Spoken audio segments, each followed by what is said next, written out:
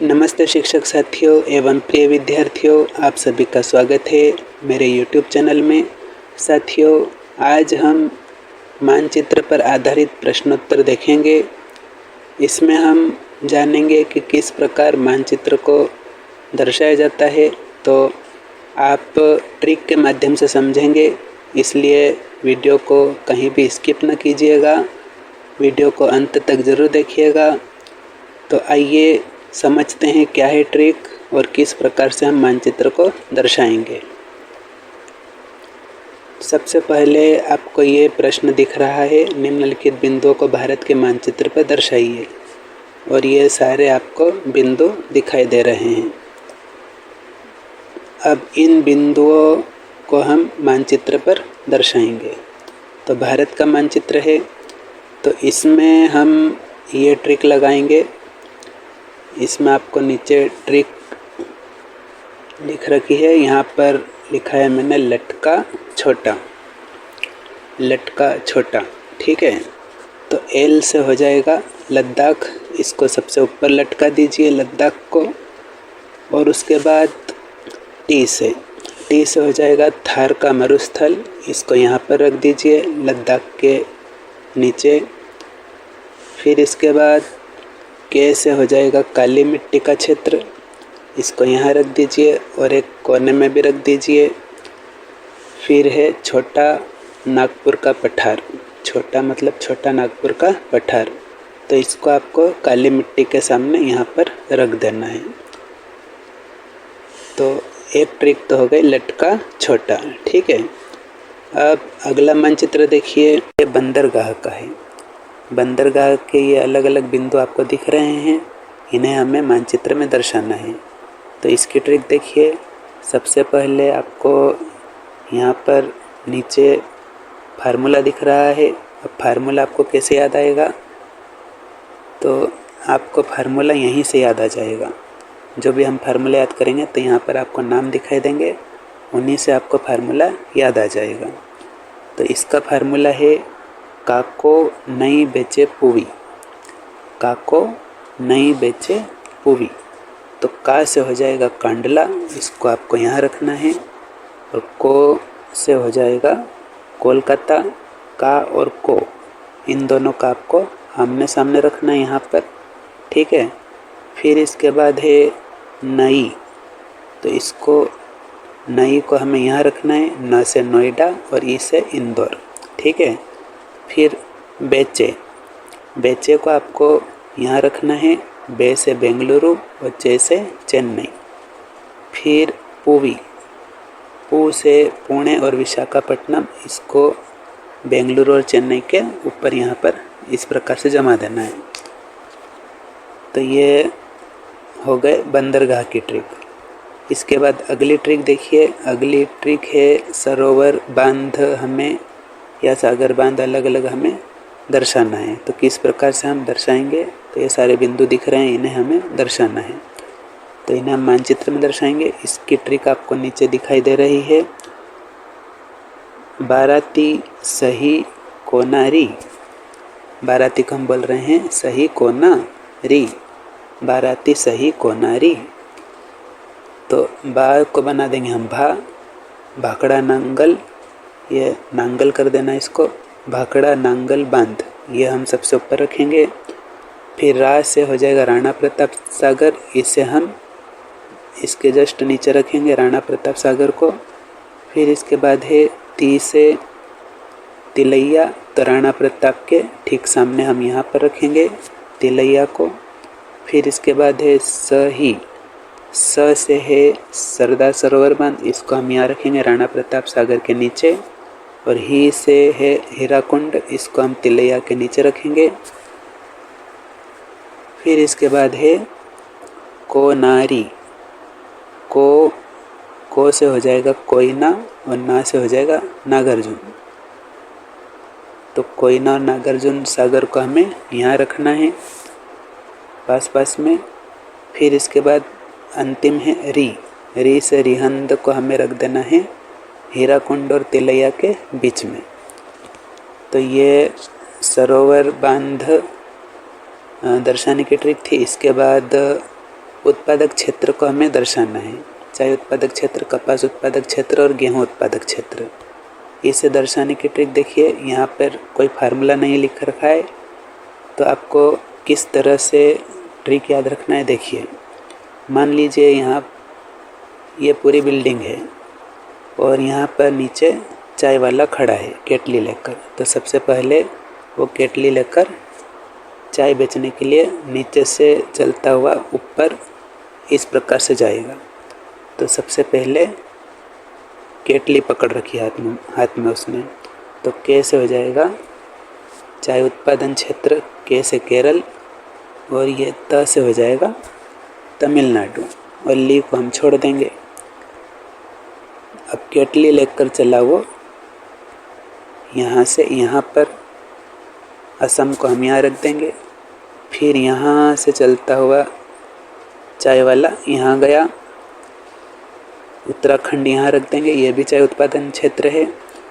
इसके बाद गेहूँ उत्पादक क्षेत्र, गेहूँ उत्पादक क्षेत्र बीच में रखेंगे क्योंकि अधिकांश मध्य प्रदेश में गेहूँ उत्पादक क्षेत्र है, तो यहाँ पर हम बीच में रखेंगे, गेहूँ उत्पादक क्षेत्र हम बीच में रखेंगे।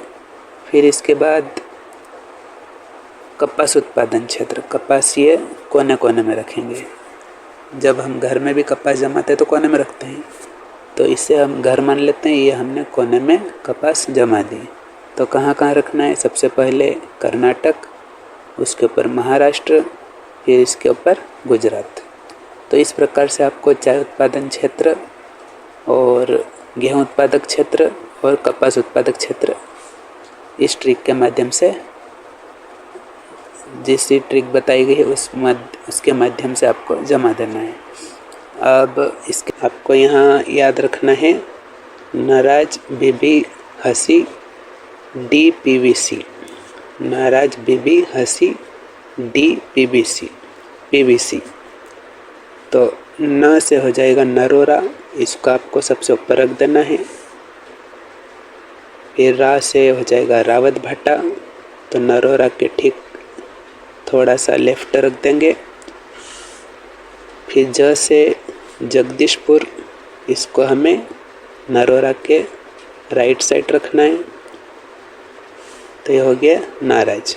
अब बी से ये जो जगदीशपुर लिखा था हमने, इसी के नीचे बालाघाट और बेलाडीला, तो बी को हमें यहाँ रखना है। बी अर्थात बेलाडीला और बालाघाट, इसको यहाँ पर रखना है, ठीक है।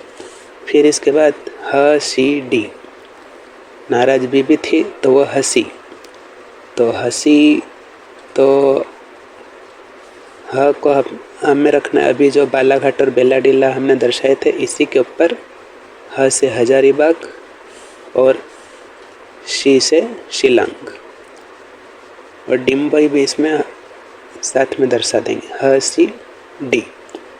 अब बचे PVC, तो P से हो जाएगा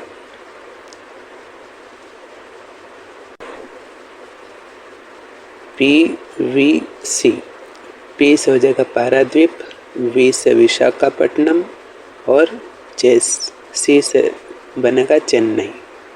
तो इसको हमें यहाँ पर रखना है साइड में, ठीक।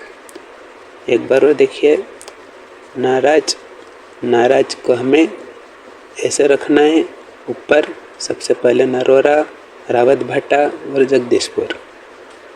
फिर बीबी, जगदीशपुर के ठीक नीचे हमें बालाघाट और बेलाडीला रख देना है, ये नाराज बीबी हो गई। फिर HCD, तो ह, सी और डी, ह हमें इसके ठीक ऊपर लेना है, बालाघाट के ऊपर, और सी और डी, सी से हो जाएगा शिलांग और डी से डिम्बोई। उसके बाद PVC को हमें यहाँ साइड में ले लेना है, P से पाराद्वीप, V से विशाखापट्टनम और C से चेन्नई। तो ये इसको दर्शाने की ट्रिक। अब इसके बाद कोयला खनिज उत्पादन क्षेत्र को हमें दर्शाना है, और ये बिंदु हमें दे रखे हैं। इसकी ट्रिक देखिए,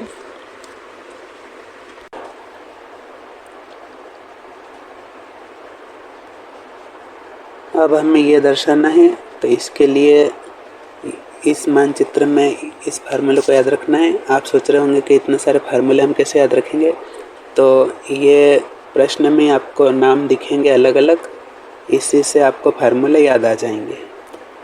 तो अब हम ये वाला देखते हैं, कौन सा? खनिज उत्पादन क्षेत्र। खनिज उत्पादन क्षेत्र की ट्रिक है, सबसे नीचे आपको ट्रिक दिख रही है, 80 को तलवार रानी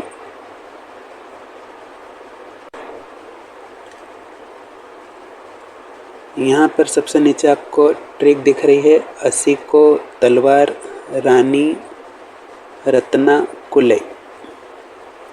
80 को तलवार रानी रत्ना कुने।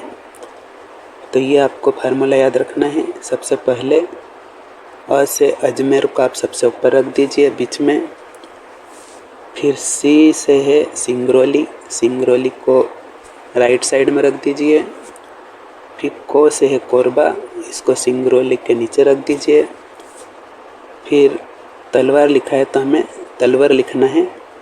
तलवार मैंने याद रखने के लिए लिखा था तलवर, तो कोरबा के जस्ट पास में हमें रखना है। और इसके बाद इसी के ऊपर हमें झरिया भी रख देना है, ठीक। फिर रानी, रानी से हो जाएगा रानीगंज, झरिया के जस्ट ऊपर। फिर रत्ना, रत्ना से हो जाएगा रत्नागिरी, इसको हमें यहाँ रखना है इधर साइड में। फिर कुने, कु से है कुंद्रेमुख और ने से है नेवली, ये नेवली लिखा है, नेवली आएगा यहाँ पर। तो आपको क्या याद रखना है, 80 को तलवार रानी रत्ना कुले कुने, 80 को तलवार रानी रत्ना कुने। ये ट्रिक आप याद रखिए और ये दर्शा दीजिए, अजमेर, सिंगरौली, कोरबा, तलवर, यहीं पर झरिया रख दीजिए। और तलवार कौन उठा के गई? रानी, तो यहाँ पर रानी ऊपर आ जाएगी। अब रानी यहाँ आ गई, रत्नागिरी, उसके बाद कुंद्रेमुख और नेवली, इसको हमें इस क्रम से नीचे रख देना है। तो साथियों, इस प्रकार से आपको इस ट्रिक के माध्यम से मानचित्र में सभी बिंदुओं को दर्शा देना है। मिलते हैं नेक्स्ट वीडियो में, तब तक के लिए जय हिंद, जय भारत।